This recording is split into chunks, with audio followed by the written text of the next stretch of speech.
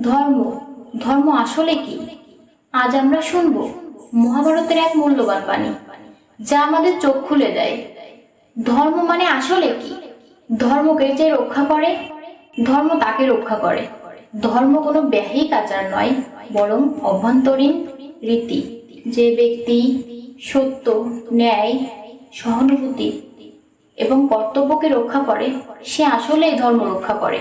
আর সেই ধর্মই তাকে রক্ষা করে দুর্ভাগ্য বা অন্যায়ের কবল থেকে। আজকের সমাজে আমরা প্রায়ই দেখি সবাই শর্টকাট খোঁজে, অন্যায়ের উপেক্ষা করে, কিন্তু মহাভারতে আমাদের শেখায় তাৎক্ষণিক লাভ নয়, চূড়ান্ত কল্যাণই আসল।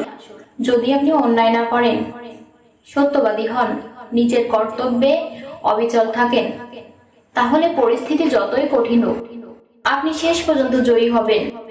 ধর্মরাজ যুধিষ্ঠির জীবনে অসংখ্যবার পরাজিত হলেও তিনি ধর্ম থেকে সরেননি। শেষমেশ তিনিই হলেন একমাত্র ব্যক্তি যিনি সশরীরে স্বর্গে গিয়েছিলেন। ধর্ম মানে ভক্তি নয় শুধু, বরং আচরণ। আপনি যদি ধর্মকে রক্ষা করেন, ধর্ম আপনাকে রক্ষা করবে। এটাই মহাভারতের চিরন্তর সত্য।